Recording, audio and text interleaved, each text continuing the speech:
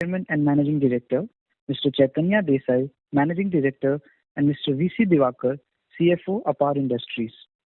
I would now like to hand over the call to Mr. Kushal Desai for his opening remarks. Over to you, sir. Yeah, thank you. Good afternoon, everyone, and a very warm welcome to the Q4 FY21 earnings call of APAR Industries.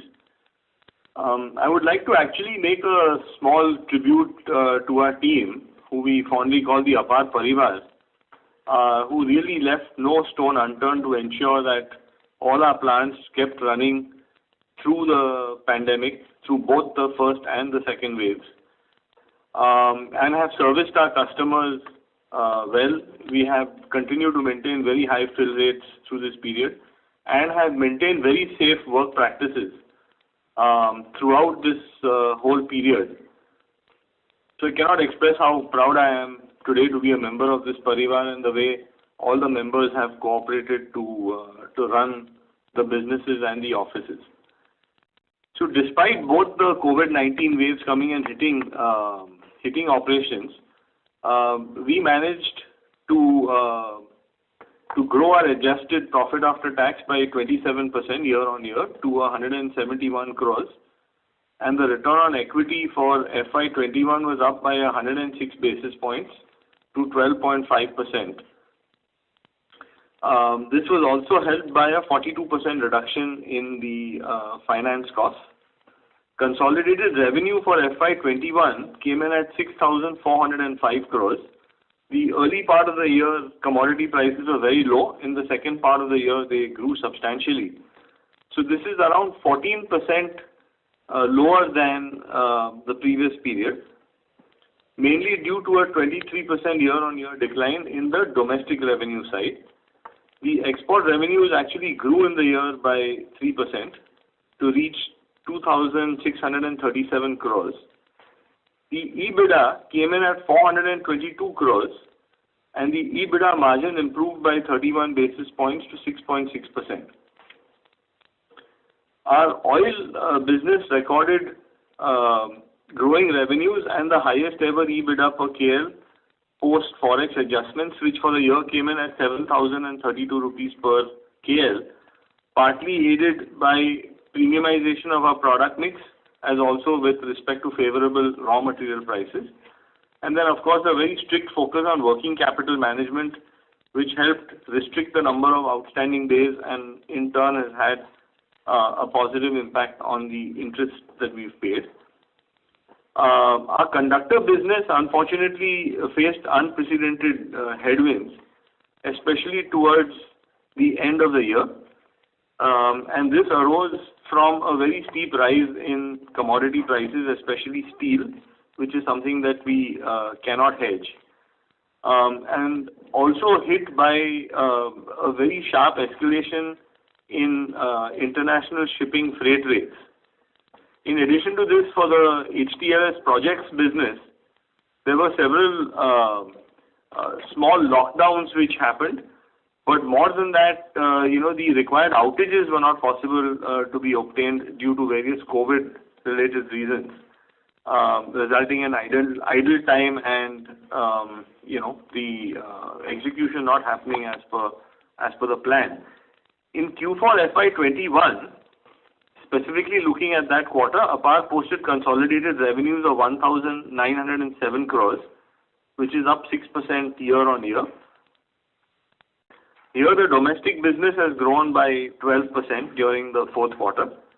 The EBITDA came in at 106 crores, which is 3% higher than the same period previous year.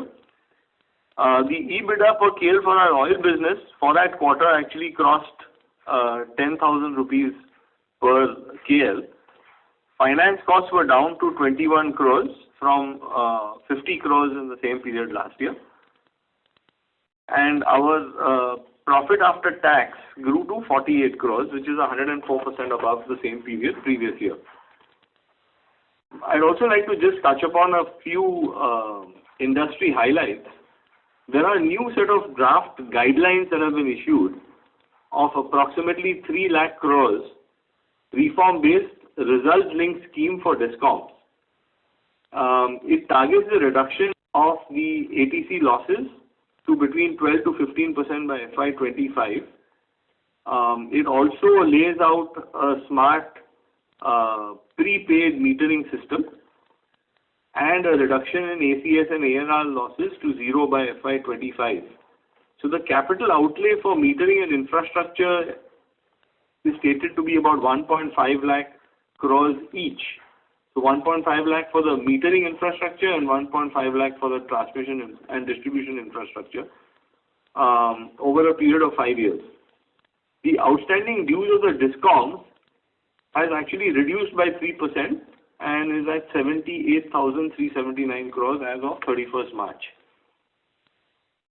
About 16,750 circuit kilometers of new transmission lines were added in FY21, which is up 44% from FY20. The addition was 6% higher than planned. However, most of the ordering pertaining to the transmission lines which came especially towards the end of the year have not taken place due to high commodity prices.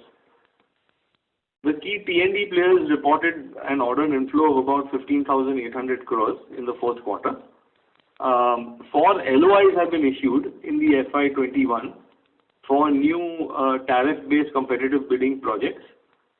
Power Grid has also approved investments of around 2,200 crores, which is actually quite small relative to the peak investments that they had.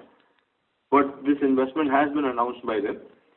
And if you look at Q4 FY21, about 7.8 gigawatts of solar tenders were auctioned, which is up 163% over Q3 FY21, but down 32% over the same period previous year.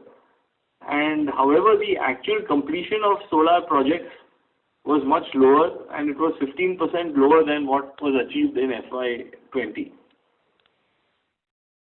I'd just like to now focus on specifically the segmental highlights of the 3 segments in the company. So in FY21, the conductor division revenue came in at 2,908 crores, which is down 19% year on year. The domestic revenues were down 37%, largely due to COVID-19 related issues, especially in the early part of the year, followed by delayed tendering and persistent low demand. The price situation also was not favorable. So the focus actually moved to export revenues. So export revenues were 0.4% up year on year, but contributed to 52% of the total revenue. And this compared to 41% in FY20. So it's about an 11% increase as a percentage. The EBITDA per metric ton post Forex adjustment came in at 7,926 rupees per metric ton, which is 26% lower than year-on-year period. The share of the premium products was 13%, which includes the high efficiency conductors and 14% for copper conductors for the railways. The other 2 new segments which we had introduced in FY19 and FY20, which is OPGW and the copper transpose conductors, grew by 83% and 286% on a year-on-year basis. But of course, one does need to keep in mind that the base number was relatively low. We expect substantial growth in both of these product lines as we move into FY22. The new order intake for the year came in at 2,425 crores. The order book as it stands on 31st March 2021 stood at 1,649 crores with the export share at 55%. Having said that, substantial orders have come in the first quarter, in the early days of Q1 FY22, which are amounting to over 500 crores. The fourth quarter, the conductor revenue clocked 837 crores. The HEC reconducting work was impacted due to the lack of shutdowns, as continuous power was not had to be given to various hospitals and other important COVID response related, including oxygen plants, etc. One of the highlights of the quarter is that we executed a 220 circuit kilometers gap conductor line for PGCIL, which is the first line of this size that has been executed by an Indian company. So this added another milestone in our journey. However, the EBITDA per metric ton post forex adjustments fell by 97% in this quarter. And there were a few very unfavorable and significant factors that affected this.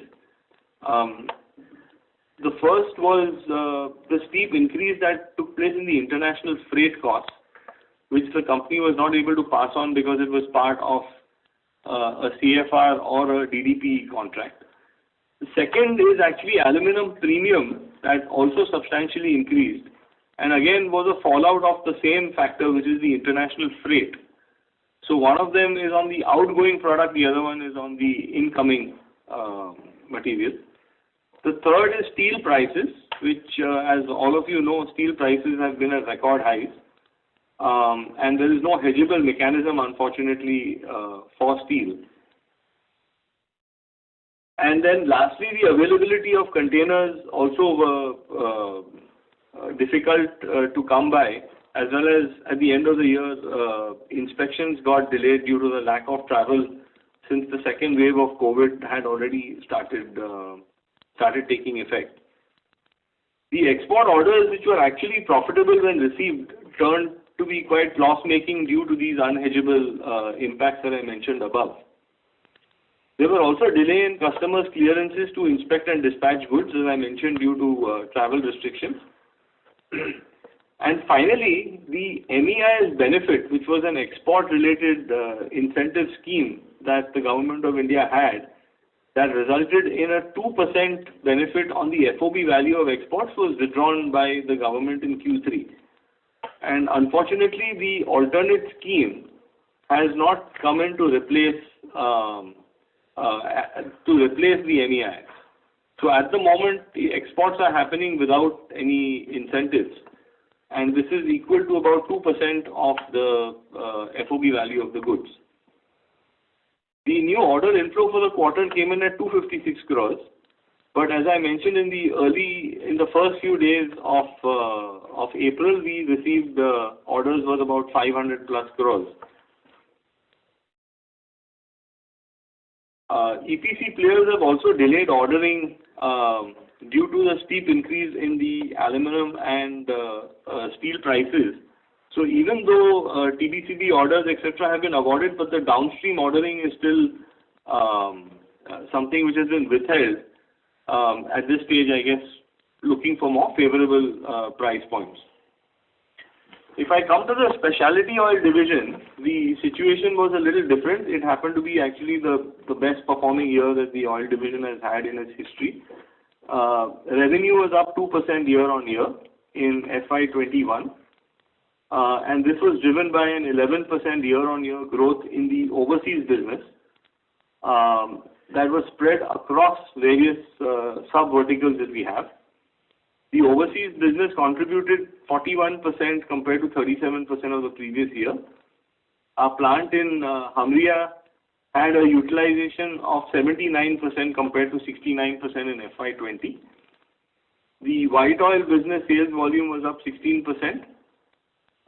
Driven largely by growth in exports. The lubricants business, which comprises of our automotive oils and industrial oils, also grew by 15% year on year.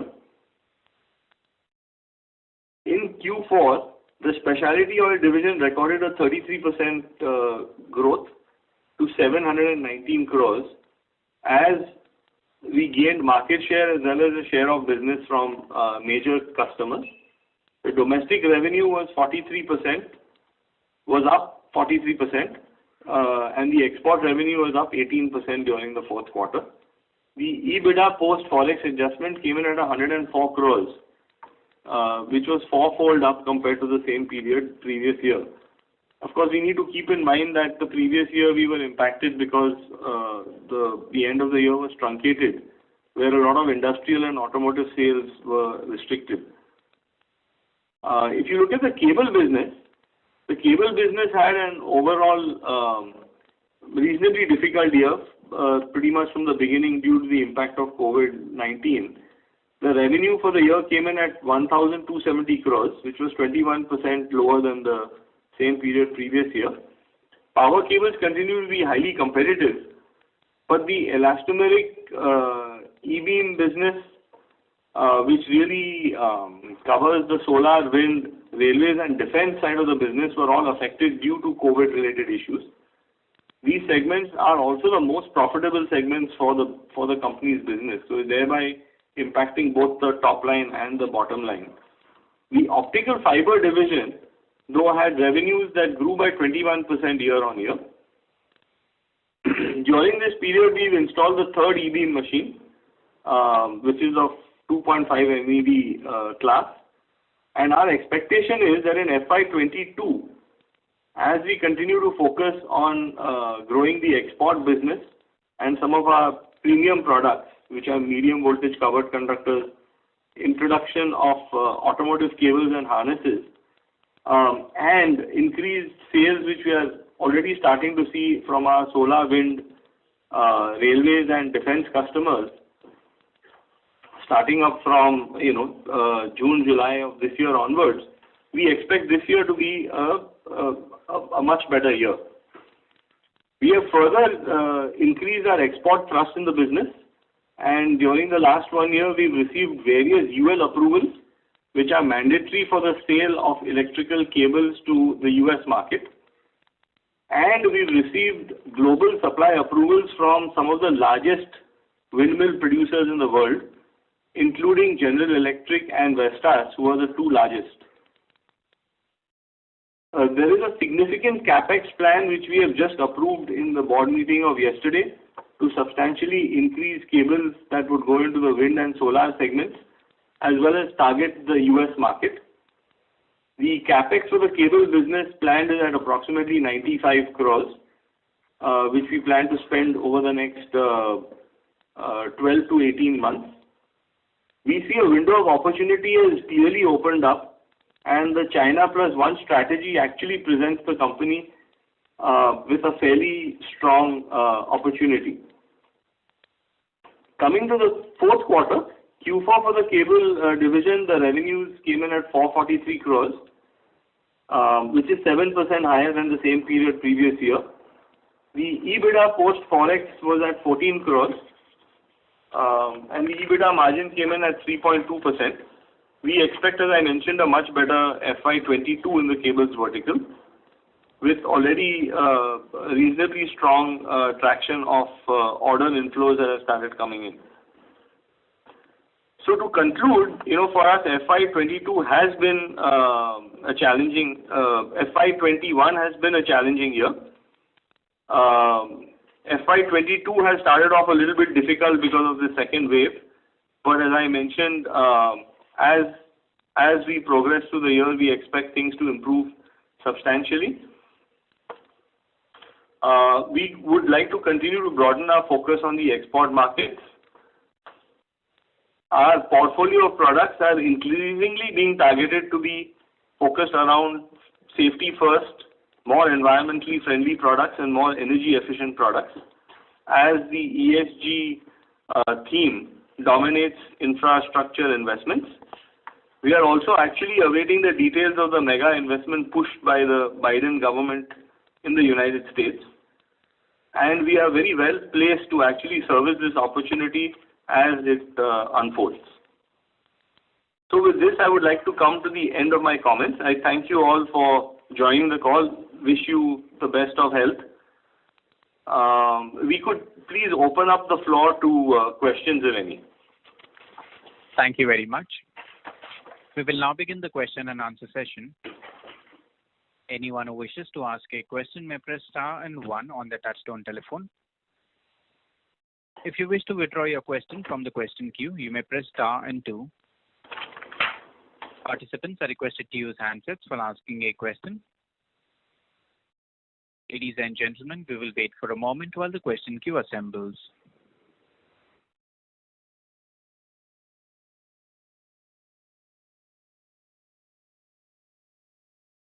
This is a reminder to the participants. Anyone who wishes to ask a question may press star and one now.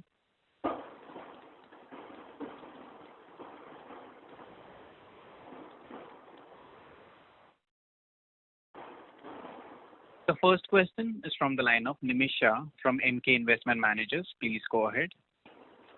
Yeah, thank you for this opportunity. So I had a few questions. So just firstly on this delisting of our copper wire by railways, so just wanted to understand how much of an impact that we have on our top line.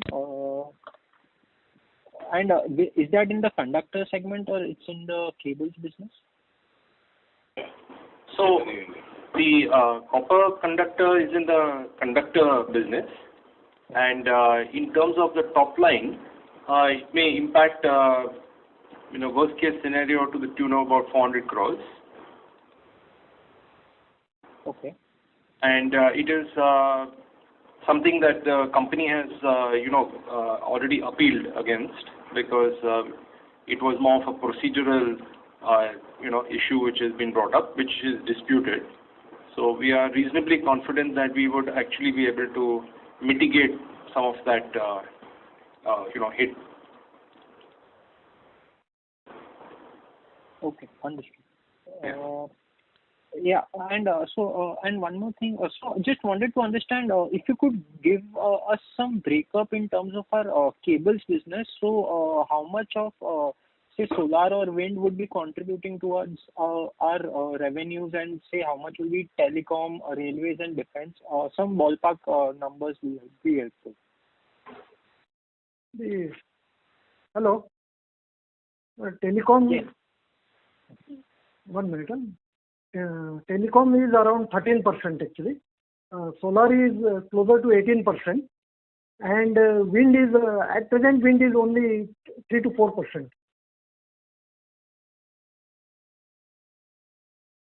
Okay, and the balance will be, sir?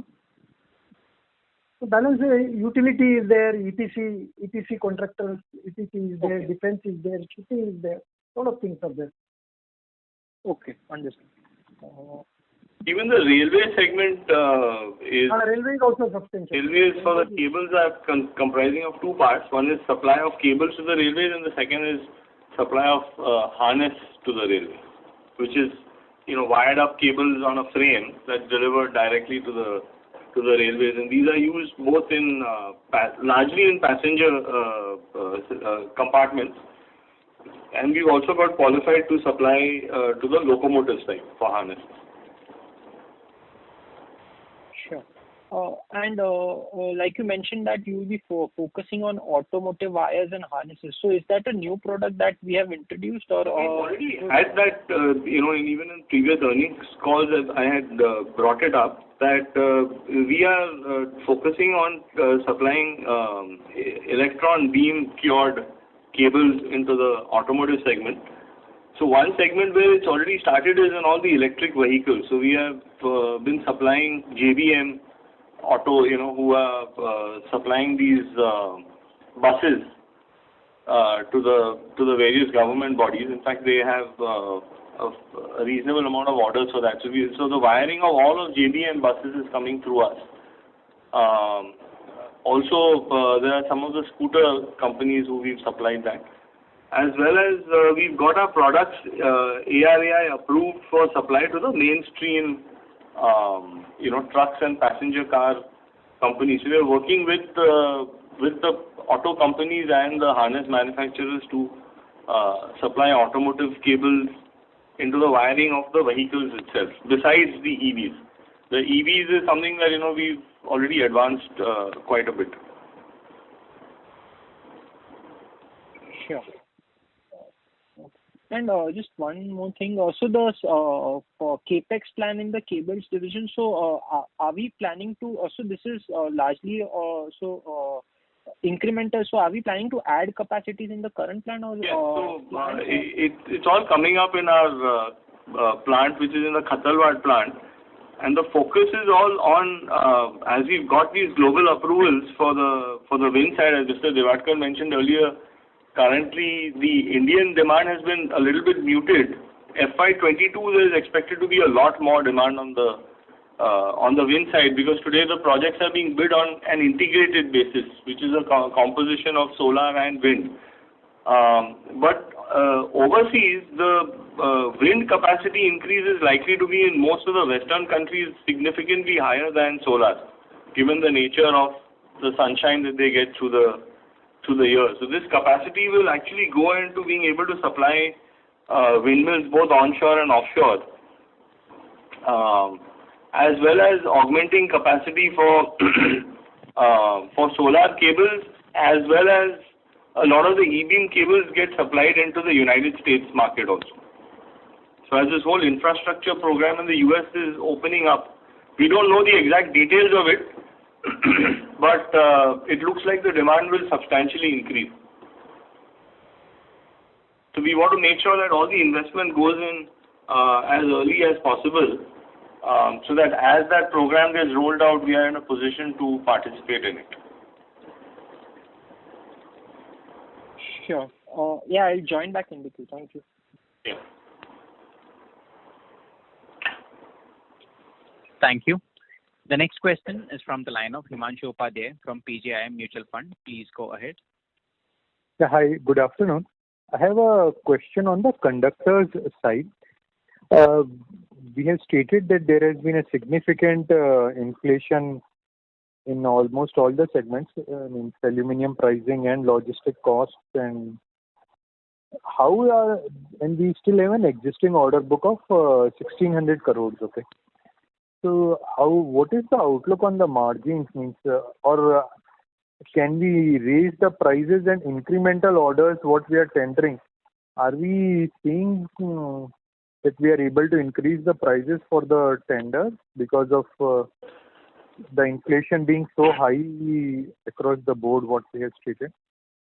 So, the order book actually consists of orders which were tendered and filled in fundamentally prior to the previous year, that is in 2020. They carried at that point in time, freight rates, steel prices, etc., which existed then. Subsequently, as new tenders are being filed in, obviously all of these get corrected upward as we bid on it. Where the problem lies is that most of these are on a fixed price basis to EPC contractors, and international freight steel prices are not hedgeable as things stand today. So would it be right to say that the new orders, what we have got of 256 crores, would be at a better margin and where we would be back to normalized numbers? So there will be a more significant impact in the first half of the year, because that's where the vintage of the orders which are being executed are older, which are impacted by this, unless there is a debottlenecking of freight, which is expected to happen as all these economies open up. But the newer orders which are there obviously have all these components factored into it. So, once you're locked in, you don't have an ability to change. But whenever you quote for a new tender, obviously each of these parameters is then is corrected. Okay. And on the specialty oil and lubricant, in lubricant, what would be our breakup between industrial and auto side? So we combine the two together, and the volumes are a little over. Mr. Diwakar can give the exact number, but it's a little over 60,000 kiloliters. I mean 60 million liters a year. 66,000 kiloliters. And are we seeing traction on, because of what we are hearing more on the manufacturing side, traction is happening? So do you think lubricants should continue to do well both on industrial and automotive? And are the margins sustainable in the market?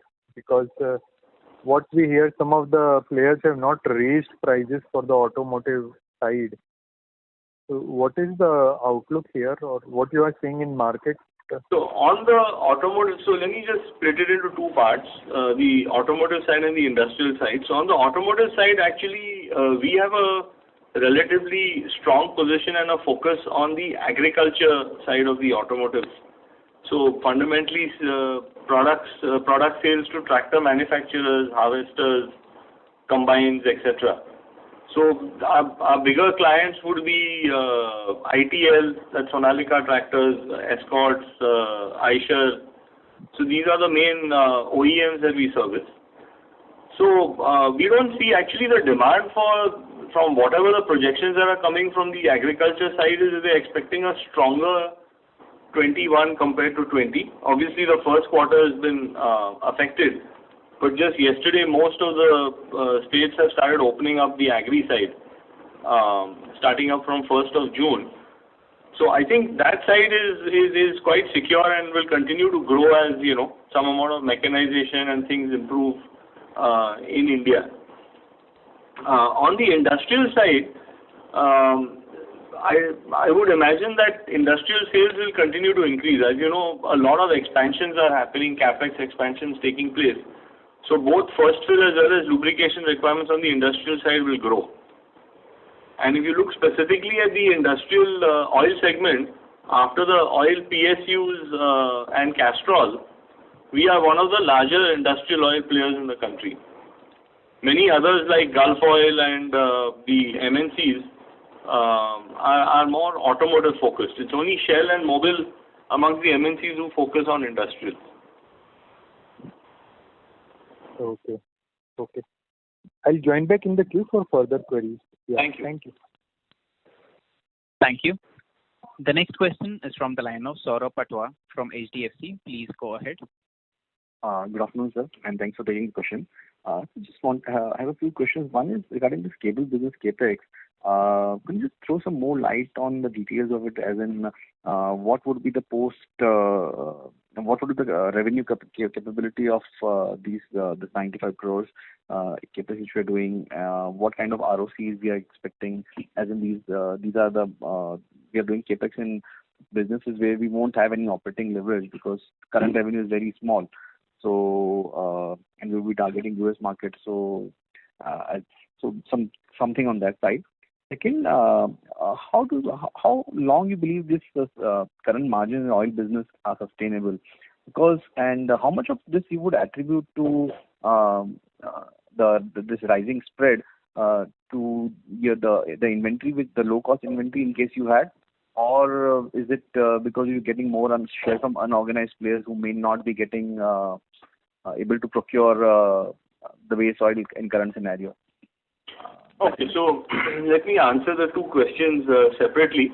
As far as the capex is concerned on the cable side, there are two major projects which are there.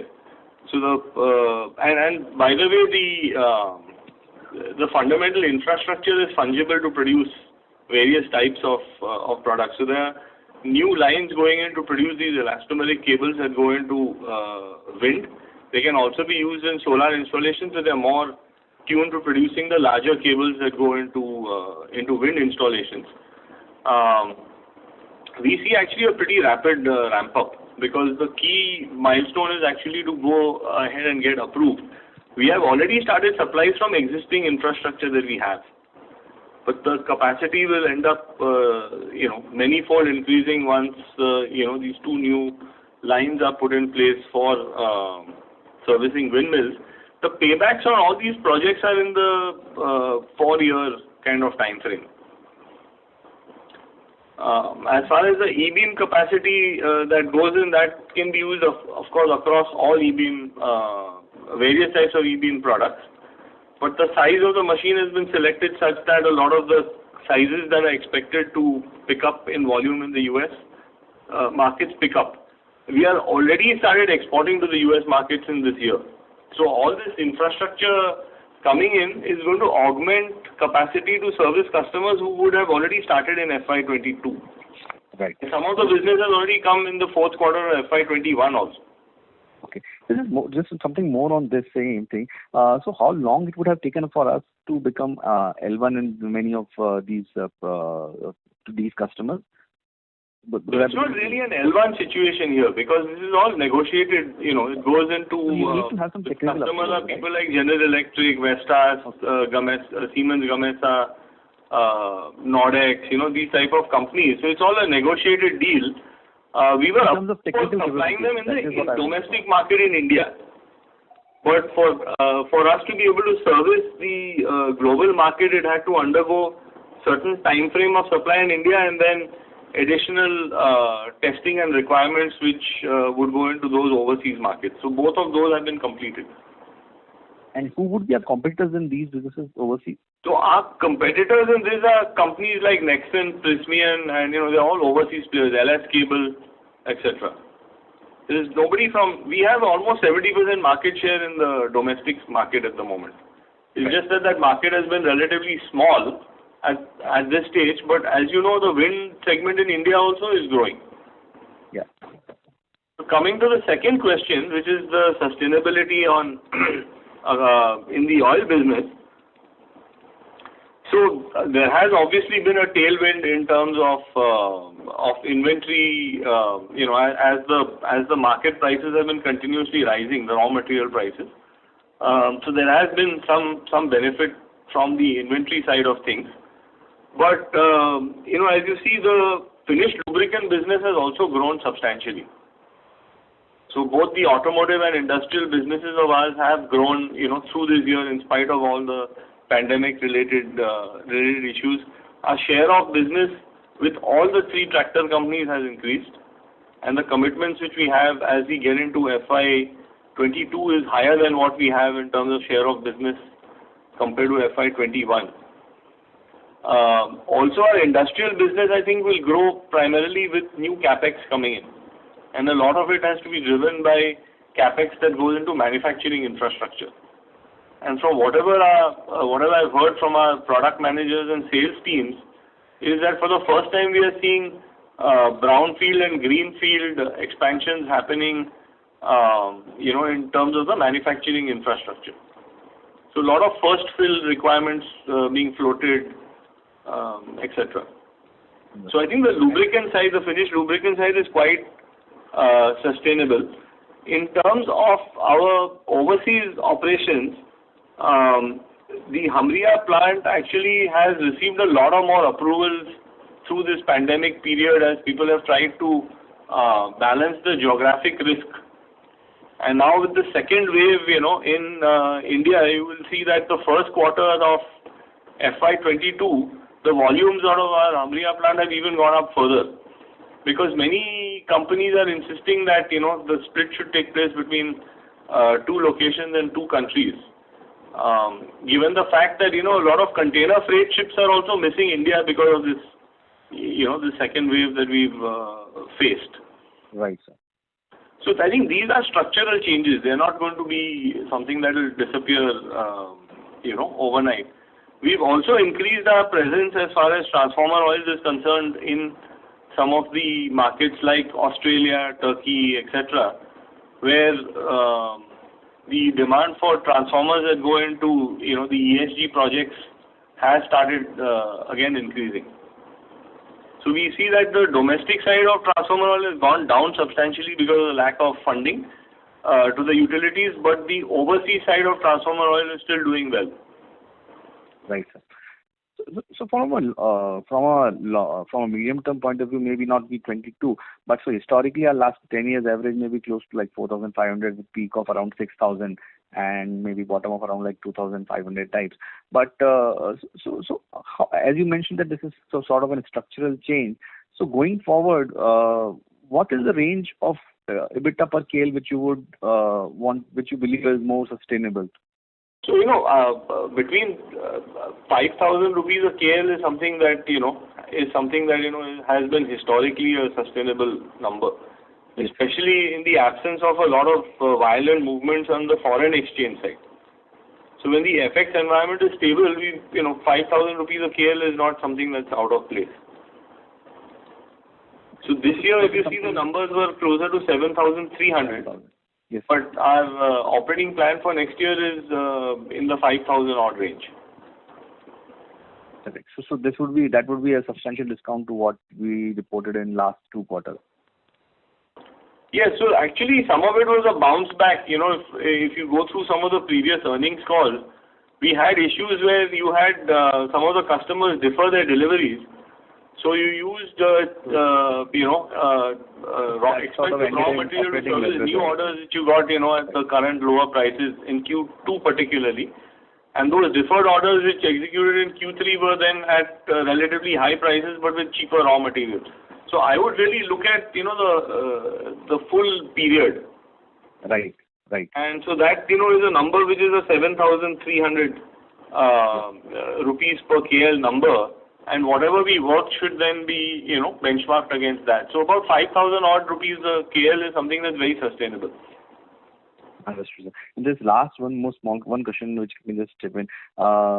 Is how long you believe? Of course, you mentioned in the previous answer itself that by second half you believe the current order should come. But when you say that, sir, does that mean that the profitability will be sharply higher, assuming things remain here or come down? As you said, like the freight rates are going to come down, and the current. Just to give you a perspective, these export orders which we've executed in Q4 of last year and which will come in the next few months of this year, they were all profitable when the orders were taken. Nobody expected freight rates to the US, to increase 3x. And, to some of these markets, which is 3 times, 4 times. So the impact per ton of that itself is 8,000 to 10,000 rupees a ton, in some locations. Also, one of the things you're not able to hedge is the premium on aluminum, and the premium on aluminum is also increased fundamentally because of the same ocean freight, because that's what the premium captures. So it's really both for incoming and outgoing material, the same parameter that's actually hitting that. Just as we think that margins on our oil business are not sustainable and they will correct downward, I don't think these freight rates are sustainable either. So my they will also back down, may not go to the levels which existed pre-COVID, but when you had containers going on a route which was $1,000 per container, and today you're paying $6,000 a container, it's certainly not a sustainable type of equation. Absolutely. So my question was slightly different actually. So I just wanted to understand, so when we are bidding for a new project now, or when we are taking orders for a new conductor project now, so we are taking the normalized freight levels or normalized spreads, or we are taking the current spread and current freight levels? So we are taking the current levels at the moment. Okay. And so also increasing the profitability will increase sharply? Is that? So it's on the current, because if it's a DDV contract, you would take the current rate. There's also a freight Baltic index, which is something that is declared, which we are now talking to various customers and utilities globally, to see what is the level of acceptance they have of that. Because it's not only a conductor manufacturer, but if you see all the EPC guys, everybody is now trying to figure out what to do, because never in the history before was there such a delta on freight. Correct. So it's a completely new problem that has arisen. There has been an impact also in terms of steel, but the steel comes and impacts only largely your conventional type of conductors. The ACCC and AL59 and these sort of conductors have a lower or no element of steel in them. So as the sophistication of the conductors and premiumization increases, the steel component will keep going down. And the last thing is that in this year we expect a much higher order book on the HTLS and the premium high efficiency conductors, and actually some of that has already started coming in. And finally, we were expecting more orders to come in OPGW wires, but those tenders had to be re-tendered in the past because it entailed a number of Chinese players who were participating previously in those tenders, and today they're debarred from quoting. So those tenders have been refloated, and they would have got finalized, but because of these last few months COVID-related matters, so our expectation is that it should happen in the next few months, with deliveries commencing in this financial year itself. Okay. Thanks a lot. Thanks, sir. All the best. Thank you. Thank you. The next question is from the line of Sanjay Pandit from 1729 Capital. Please go ahead. Yes, thank you. My question is, by when does the company overall expect to achieve, say, 18 to 20% return on equity, which is a target you guys had sort of talked about a while ago? And related to that, what kind of sort of return on capital threshold, sort of long-term return on capital threshold do you have when making new capital expenditures, overall or by division? So typically we would look at, it depends on how strategic the investment is.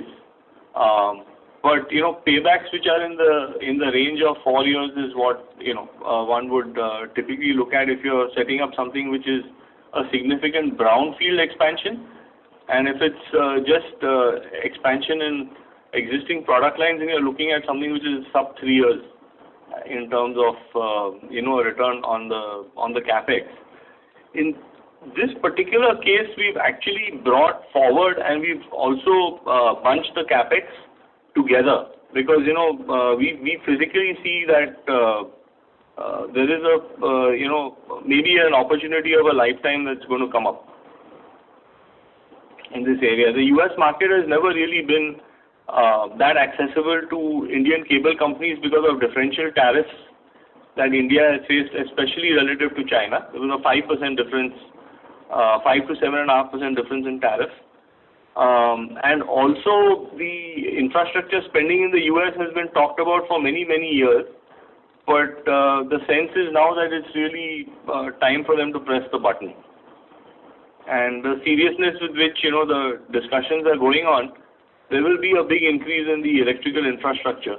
In addition to this, the whole electric vehicle movement, which even though it may be relatively slow in India, is starting to pick up in these markets, overseas markets. So all of that put together is what has accelerated us, putting the capex in place.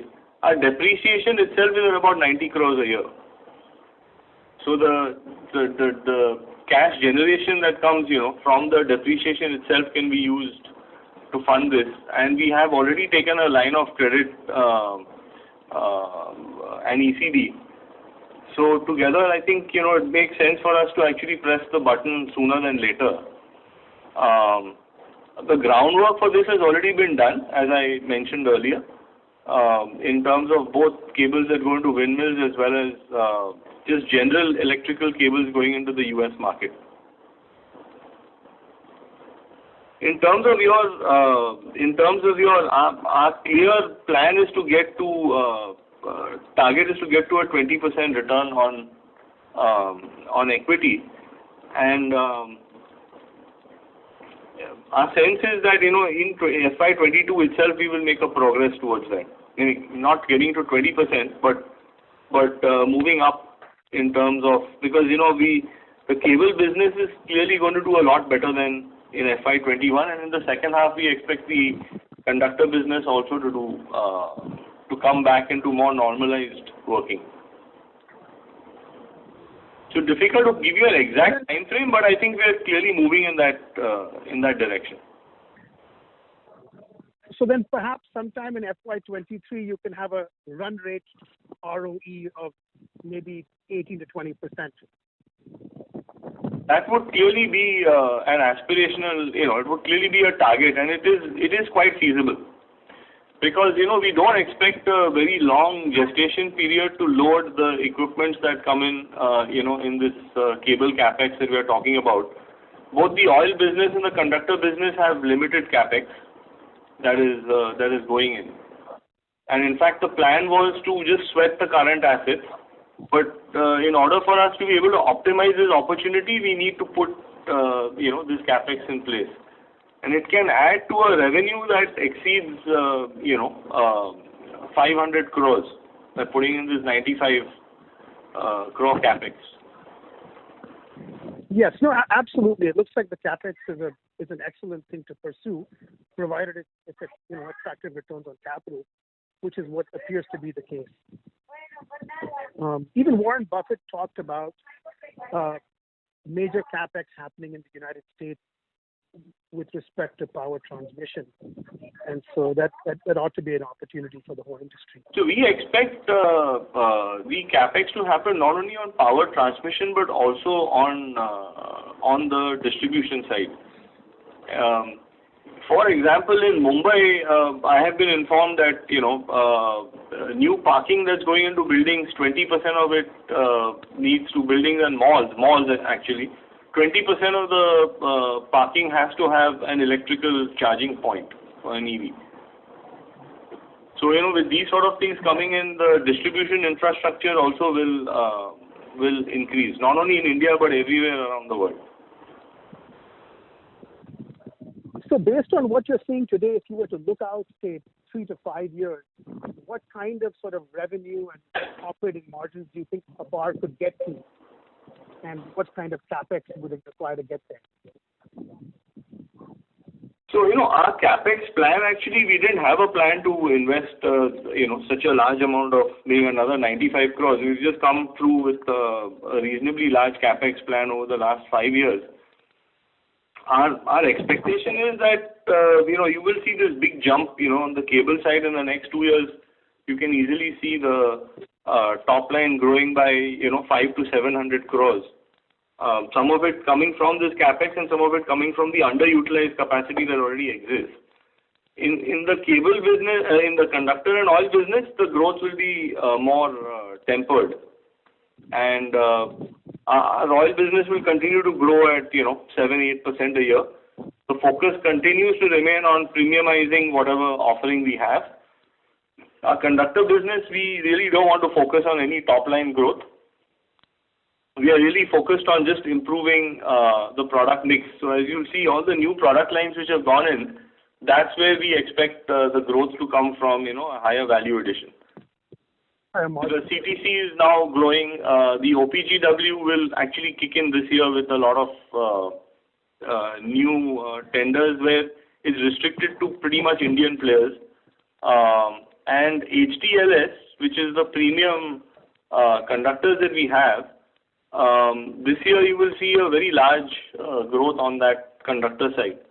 In addition to that, the services which were involved, which is actually designing the whole line and executing it, the reconductoring business, that has actually been hit very badly last year because of, the COVID-related outages.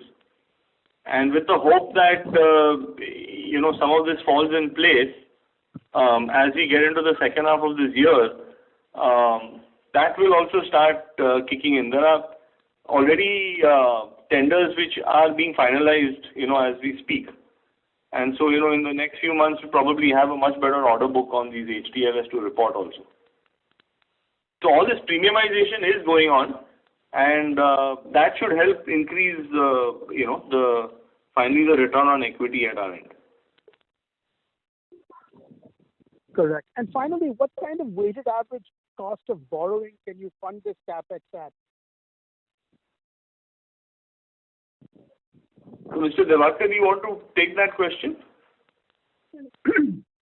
We have taken a ECB loan, which is closer to around 3% or so. And if you add maybe today the forward, we don't take forward cover cost actually. Forward cover for a long-term loan actually. But today's forward cover cost is around 5% actually. I see. Okay, thank you. Appreciate that. Yeah. Thank you. The next question is from the line of Maulik Patel from Equirus Securities. Please go ahead.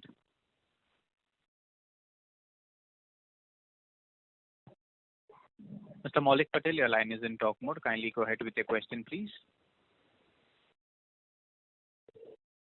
As there is no reply from the current participant, we move to the next question from the line of Nilesh Jetani from Envision Capital. Please go ahead. Hi, sir. Thank you for the opportunity. Yeah, good afternoon. Good afternoon. So my question is on the conductor business. So what I have observed that there has been a huge swing in the EBITDA per ton we have seen in the conductor business. So what comes to my mind is like the sharp decline in the railways business could be one of the reasons, apart from the sharp rises in commodity and freight prices going up. So I wanted to understand, so what are the price hikes, so probably the new orders which we have, so approximately 55% again is coming from the export side. So what could be the impact on EBITDA per ton going forward? What is the inventory we currently have as far as the low-cost commodity inventory we have? That's the second question. And third would be, can you give some color on what is the difference in the EBITDA per ton we earn in the railways versus the conventional T&D conductor? So, some of the business, as explained earlier, has been taken earlier when the costs of various, components like the ocean freight, the aluminum premium, the steel, those were at a lower numbers. And now we have those orders which we are executing, and some of it will be, happening during this first couple of quarters in this year. So, it is difficult to predict what the rates of the ocean freight will be ultimately. So depending on what they are, accordingly, there will be some plus or minus going on with regard to those old orders. The second part is with regard to the orders which you've taken in the last quarter and in this quarter. We have been pricing basis the current market of these costs. So again, hopefully, as long as the rates of these steel and other things are remaining in this range, we may not see any much, hit on those fronts. The copper conductor which you mentioned, that had not really hit us in the last quarter. This is more of a phenomena which is going to probably affect us in the future if we are not successful in our legal efforts. So the other point which was mentioned is that new business has come in of the more value-added products like the HEC, as well as we are envisaging some OPGW business coming in. So that will get executed also. So some of the orders, they will, sort of have a weighted average impact on our ultimate results. Some would be coming in at better current prices and some at the old prices. So the whole thing will be like a weighted average impact. Also, I'd like to mention that as far as the copper conductors, there are two parts to it. One is the catenary wires, and the other is the one type of contact wire for which currently we have been not permitted to, get the business unless the appeal comes in our favor. Although we are quoting for it and we are allowed to quote for it. So that situation may sort of slightly improve the profitability going forward if we are successful in our efforts to get this overturned in the railways. Understood.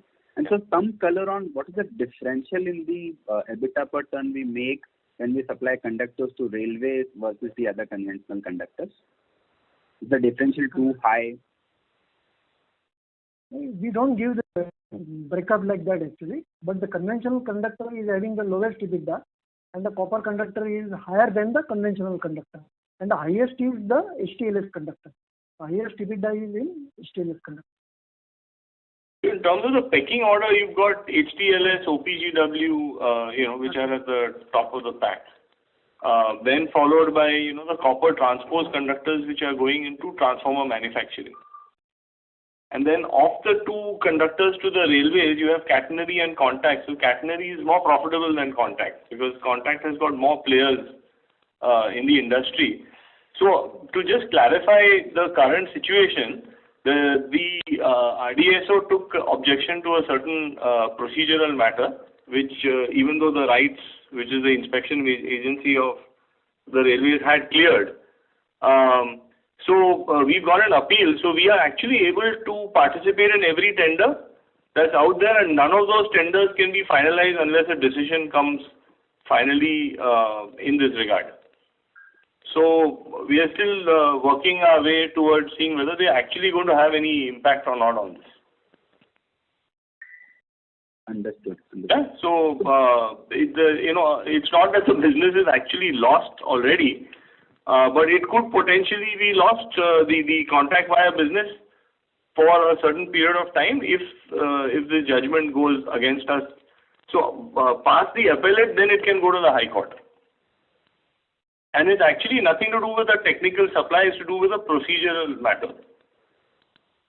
The period is 1 year from 1st April 21. Yeah. So what about the EBITDA per ton we aspire to achieve in the conductor segment, say not FY22? So we've been focused on trying to achieve 12,000 rupees per ton. And that's the target which we would like to achieve based on the mix of these products which we have, and on a sustainable basis. Understood. And sir, what will be sustainable EBITDA margins for the cables business? So, the cables business, for the mix of products that we have, we can, sustainable margin would be in the 10% range, 10 to 12% range.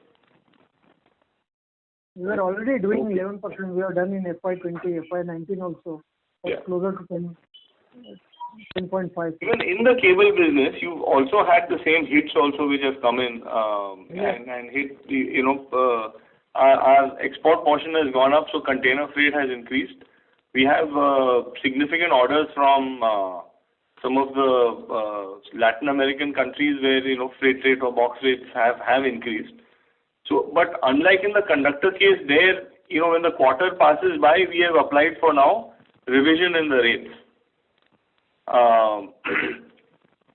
There's also been an increase in the case of cables, a very substantial increase with respect to polymer costs, which don't necessarily get captured in any price variation. And steel, of course, is also a component.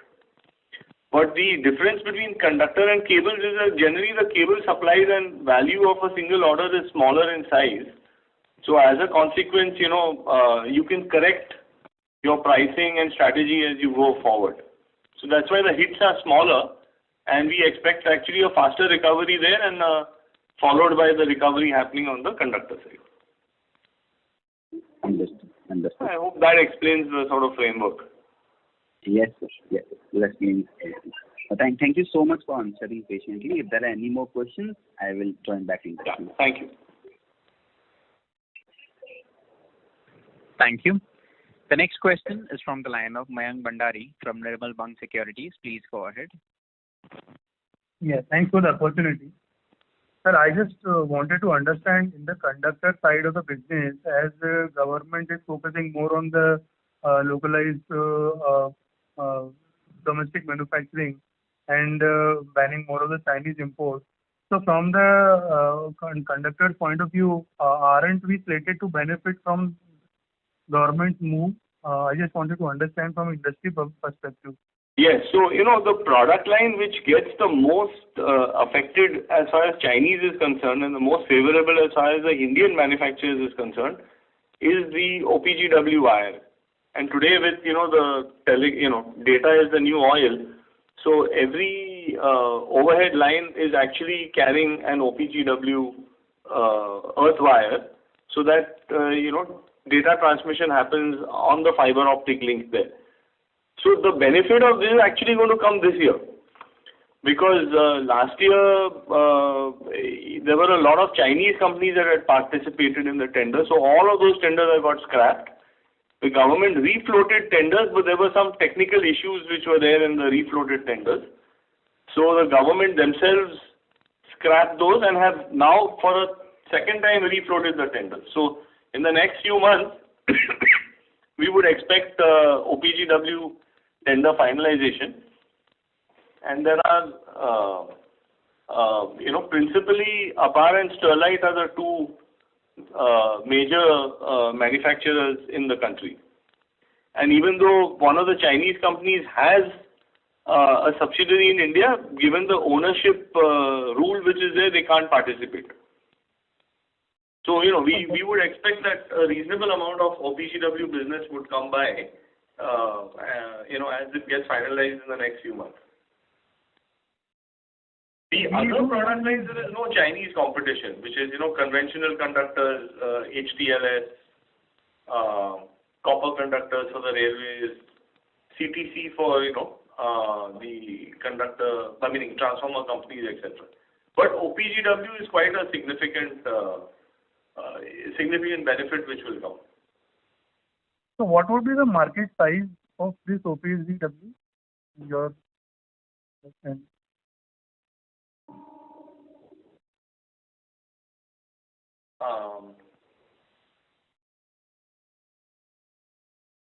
Hello? Yeah. Actually, the costs of the raw materials have gone up quite a bit, but the market size in terms of kilometers is to the tune of about 20,000 kilometers per year. Okay. And sir, the transmission lines that finally get executed, because it's the earth wire that is used on the line. So, these 4 TB, as the projects keep on getting announced, each one of them carries, some OPGW component. okay, thanks. And sir, lastly, in your trade payables of about 3,000 crore, what is the level of acceptances now? I will just give. Just hold on. The LIBOR-related acceptances are 1,034 crores, and the domestic interest rate acceptances are 566 crores. So total is about 1,600 crores. Okay, sir. Thank you. Thank you. Thank you. The next question is from the line of Anuj Sharma from M3 Investment. Please go ahead.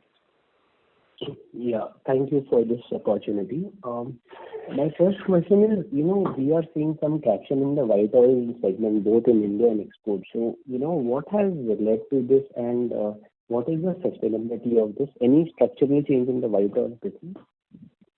So there has been some amount of growth that has happened, because some of the products which we sell actually find their way into wipes and sanitary wipes and things like that. So there has been an increase, that goes into some of those products. Also, some of our white oils, and we are quite specialized in this, it goes into manufacturing food grade adhesives. So it's, used in packaging for food, it's used, in nappy liners, any of the products where, you need a very clean application. So customers for this are people like Henkel, Bostik, H.B. Fuller, Avery Dennison, these type of companies. So I think they have seen fundamentally a growth in terms of, the applications of their end products. And therefore, because our products are actually just building blocks, the raw materials which go into what, is manufactured and used by them. So one direct is clearly usage in cleaning wipes and things like that, which, as you know, because of COVID, there has been an increase, clearly on that front. Okay. And this traction is visible both in domestic and export market. So there has been a traction in both domestic and export. Our white oil business is largely export or overseas focused. Okay. So we've clearly seen benefits, that have come in from that side. Sure. Thanks. In the transformer oil, we have been cautious and our volume is down, but I believe market would have been steadily growing. So are we consciously letting market share go in this segment? So the market has actually declined in India, especially, and it declined pretty sharply in FY21. Primarily because the budgets that the utilities would have had in ordering new transformers has reduced. So as a consequence, it's not just us, but every transformer manufacturer has faced this problem. We have cautiously reduced further exposure to smaller transformer players. As you know, what's happening because of COVID today is that, size does matter. And, some of the smaller companies are finding it more difficult, to survive in this environment. So as a consequence, we have become significantly more cautious. and we'd rather err on the side of not supplying than getting stuck and getting into a bad debt situation. So we've actually improved our collections during this last 1 year period. So there are two effects which have happened on the domestic transformer side. One is the demand itself has been a bit slow, has been lower, and secondly, we have been a little bit more cautious. But at the upper end of the spectrum, which is the big power transformer guys, we've not really lost any business there. So it's only been on the distribution side with the various small companies that have been involved. Sure. Thank you. And a small question on conductors. What is the time frame between a tender and a material procurement in conductors? It varies, but some of the what we call TBCB, tariff-based competitive bidding, typically it takes about 6 months. Okay. And so there's no way for us to string this timeline. It will be always a 6-month gap between the tendering, we being selected as a bidder and we procuring the material, is it? No, actually there are a couple of levels of bidding. So the first level is at the boot level, that is the operator level. So once they get the business, then they will give it to an EPC company, and then the EPC company will buy the conductors. So initially the EPC company, once they get the business, after the boot party has won its business, that takes about a few months, and then the EPC company will first do the civil work and put up the towers, and then they will call for the conductors. Okay. It starts after 6 months, and then usually the supply is spread over a period of six months to a year, depending on how fast the EPC contractor wants to, or the developer has given time for developing the line. And my last question is, we have strong operating cash flows in FY21. Now going ahead, what is the outlook on cash flows? This is at operating level. So we would see cash flows only increasing as we go forward, because you've had one business that has delivered good numbers. I guess next year the numbers may be slightly lower for that, but for the other two divisions, the cable, as I said, will kick in sooner, and then followed by that, conductors. We also had in the early part of the year, a lot of delays in terms of collections and payments because of COVID-related problems, which in the second half of the year, a lot of that has been also cleaned up. So I don't think that's going to just quickly repeat itself, in FY22. So the cash flow side, we are quite confident that cash flow will be good. All right. Thank you so much for the answers. Thank you. The next question is from the line of Nitin Dharmawat from Arun Capital. Please go ahead.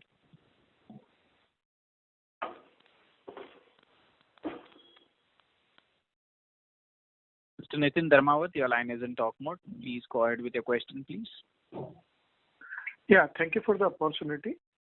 I just wanted to know the impact that you see because of the ongoing, commodity prices, especially of aluminum and copper, that we could see in the current quarter. So, what is the trajectory that you see going forward in next quarters? So actually, the impact that has come from aluminum and copper has been actually very minimal. The impact that has come in and hit us has come and hit in the cable business on account of polymer and steel, and and a little bit in terms of international freight. But in the conductor business, the biggest impact has come because of international freight followed by steel.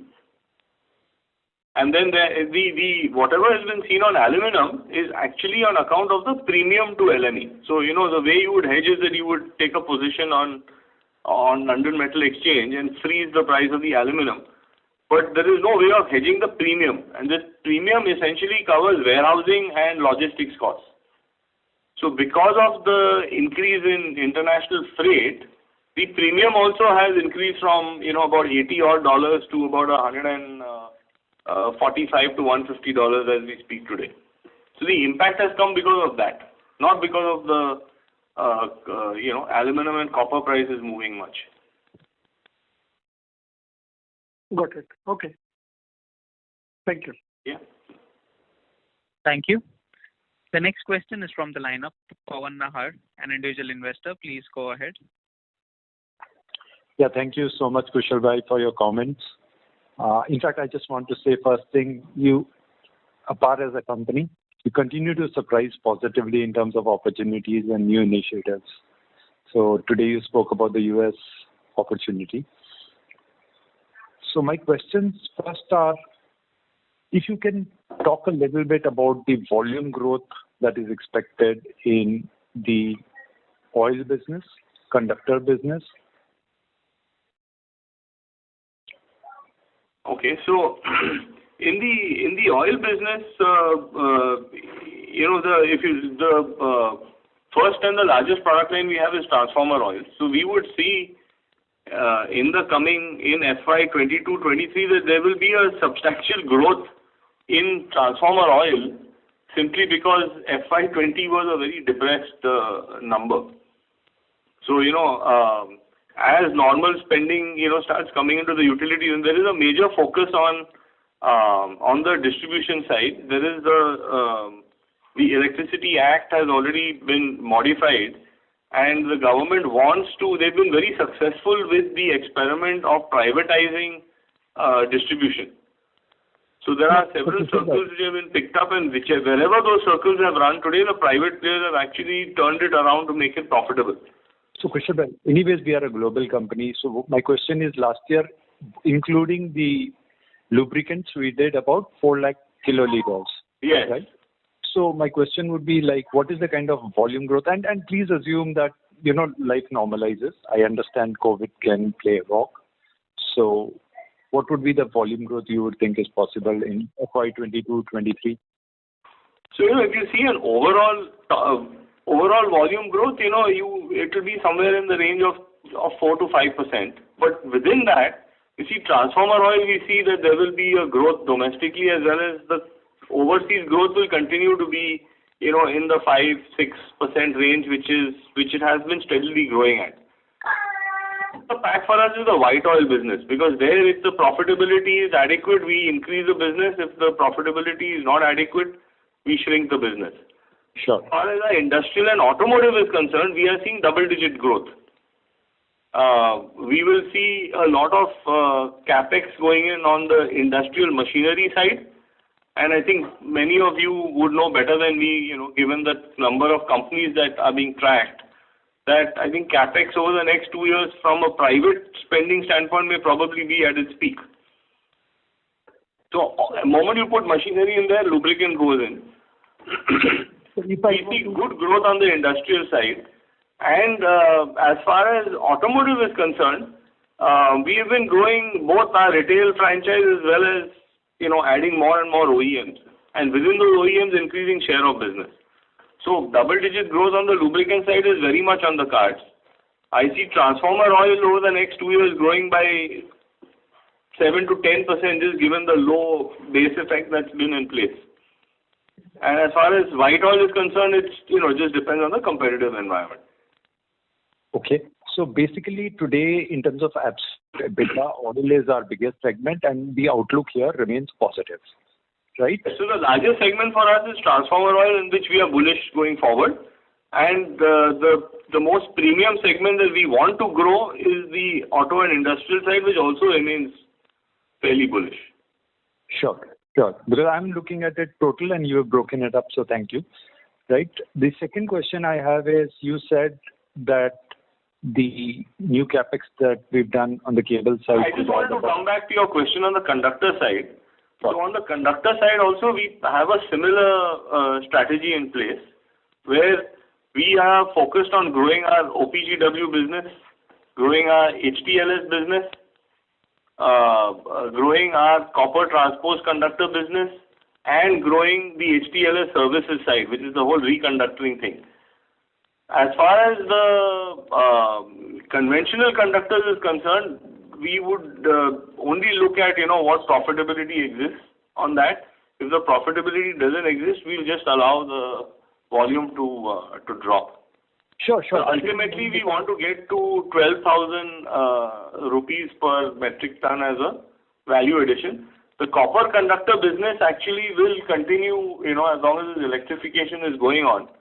Post that, some of the infrastructure can be used, of course, on the CTC side, which is a copper transposed conductor, as that business grows. So this year, this year we did 128,000 tons, last year 158 probably, and prior to that 180. And I understand that we are shedding some businesses, given that we have an aspiration of 20% ROE. So, in fact, I will come to that later. So, what is the kind of volume growth we should assume in this business? 12,000 is the aspirational EBITDA per ton, right? Yes. So, this year we may not expect any volume growth in this year, simply because we are being very careful in terms of what we quote on the conventional conductor side. If there isn't enough base margin, we just don't want to take the order, because there are enough uncertainties that are there on account of freight and steel and these sort of things, which impact it. So we will take a more aggressive stand only once the pitch is a bit clearer. Sure. In the meantime, we continue to go after all these other high value and more premium products. So we don't want to be held with I'd hesitate to give a number in terms of how much per ton, how many tons of business we will do in this year, because we want to keep our strategy a little bit fluid on the conventional conductor side. So can I then just turn the question, like this year we've done an absolute EBITDA of 100 crores, right? Prior to that, we've done 165, 170. Now, I understand this year may be tough too because of whatever has happened. Next year, right, we would be, whatever combination we do, we'd be looking to have absolute terms a higher EBITDA, I would imagine. Yes, absolutely. And we'll get a higher EBITDA also. Any sense on that as FY23? Let's assume life normalizes. The volume can be anywhere between 100,000 tons and 125,000 tons. But the target is to do that with a 12,500 rupees per ton EBITDA as one runs through the year. Okay. So in that case, the absolute EBITDA will be more like 125 crores or something like that. Yes, between 125 and go to 165. 165. Sorry. Yeah. Okay, and this year we've done an absolute EBITDA of 280 crores in the oil business. Some part of it may be some, gain.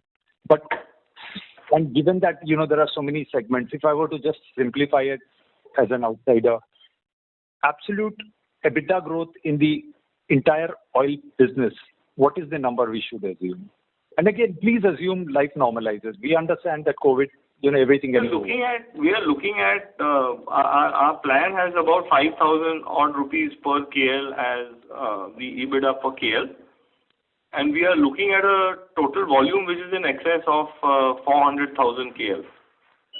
So we would target an EBITDA, to be in the 200 plus crore range for the business.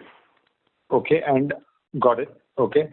Then and this is assuming that there is anyway going to be no tailwind. In fact, there could be a bit of a headwind as some of the base oil prices and all these things normalize. So considering all that, I think we are still targeting something in that range. Got it. So the third thing was on the cable business, where you mentioned that, the capex we are doing can add about 500 crores revenue. And I'm assuming you are taking a base of FY20, not FY21, right? So more like 2,100 crores kind of revenue, not more. The FY20 itself was, 200 and odd crores lower than what was done in FY20. Correct, 1,700 crores. Yeah. So I am talking about this is incremental sales that can come out of these assets itself. Sure. So what is the, again, if not FY22, if FY23, absolute number we can assume for sales? You've already guided 10 to 12% margin, which is consistent. So just trying to understand again the scope of the business here.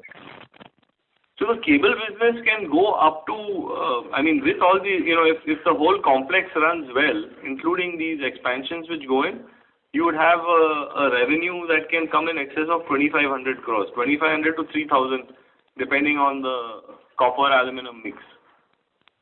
Got it. And essentially, so FY23 easily, if we get somewhere close to that 20%, 18-20% mark, we are talking about more like 250 crores, actually close to 300 crores of net profit. Because today our net worth is 1400 crores as on March 21. Yeah, I mean, there are a lot of moving parts, Pawan, in this, so Sure. Kushal, I understand that there are moving parts, right? And I understand that, like the biggest thing. I just like to limit it to this, that, the oil business, the EBITDA will likely fall. Our target is to do 5,000 rupees per KL. We should be able to do more than 400,000 KL, so you have about 200 crores of EBITDA coming from there. The aspiration on the conductor side is to look between 100,000 and 120,000 tons with a 12,000 plus EBITDA per ton. And on the cable business is to try to move back to an EBITDA percentage which is 10% plus. And then, of course, we've got all these new verticals coming up and these expansions happening. The turnover of this can go beyond 2,500 crores, with all the capex and everything. It is between 2,500 and 3,000. Great. And the biggest takeaway today for me is that you've used the word once in a lifetime opportunity for exports to the USA, right? And the second one was obviously, which you have mentioned earlier, our aspirational ROE number. Thank you. Thank you. Thank you. Thank you. The next question is from the line of Saurabh Patwa from HDFC. Please go ahead. Thanks, sir. Thanks for taking my question again, sir. Just one number which I missed was acceptances. What was the acceptances number, sir, for the end of the year, sir? Acceptances, the LIBOR based is 1034 crores. Yeah. And the attracting local rate of interest is 566 crores. 566. Okay, so this has increased Q on Q, right? So I think because at the March. Metal prices have increased, no? Okay. All now they're back to actually 2020 March 20 levels. All the commodity prices have increased actually. Okay. Correct? Across it. Yeah. Okay, the second question, sir, in this conductor business also historically we've been doing much larger volumes. Any specific reason? So 2022 this number of 1,25,000 tons, or is it something there is or you are excluding some different kind of conductors from this? No, actually what we have been systematically doing is changing the product mix. We made investments to debottleneck or to increase capacities in some of the more value-added products. So while we may have a higher capacity, but in terms of looking at the practical pricing that is going on, in the conventional conductors, we may, as mentioned earlier, voluntarily kind of go slow on those, less profitable products and put our entire energies in trying to increase the more value-added component of the business. So, but this will be only for 2022, right? Because or is this something which believes so basically it's in terms of strategy for that business, right? We don't want to go after volume anymore at all. Okay. If the conventional conductor business doesn't make sense, we will drop it. It's as simple as that. I don't think that will happen, but I'm talking more from the domestic side. The overseas side continues to remain. So there are certain minimum benchmarks which we would like to make sure that the business hits.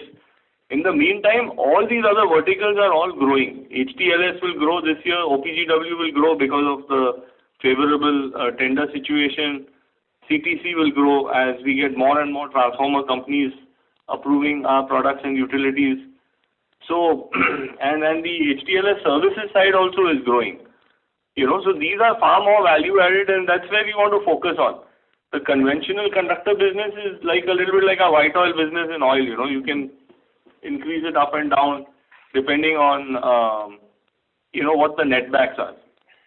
So to put it differently, so we'll target 1,20,000 tons at EBITDA per ton of 12,500, And if after that, if there is any capacity left or is you may focus, that could be only incremental. So basically, compared to the past, your volumes come down, but your EBITDA target from 10,000 average, which we used to do historically, will move up to 12,000. Is this a fair understanding? Yes, but one thing that you probably may need to factor in is that the value of the goods per ton will be higher. Okay. Each of these products per ton is far higher than, sales value that it will carry relative to a conventional conductor value.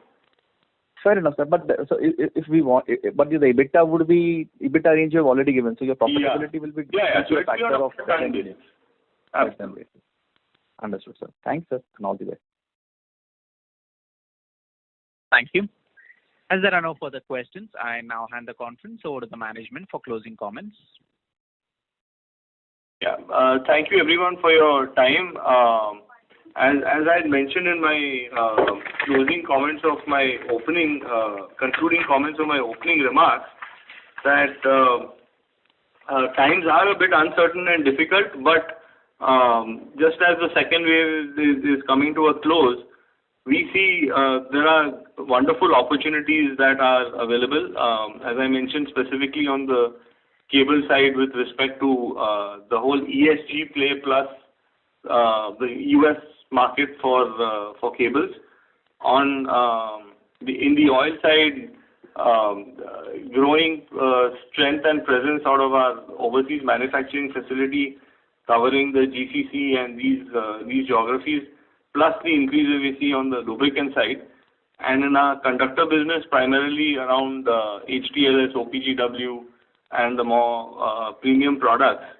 One thing seems quite clear that electrical infrastructure is likely to increase worldwide, given the way the whole world is moving right from mobility, which is going to be EV driven or even hybrid driven, which requires power, to penetration of deeper networks for both transmission and distribution.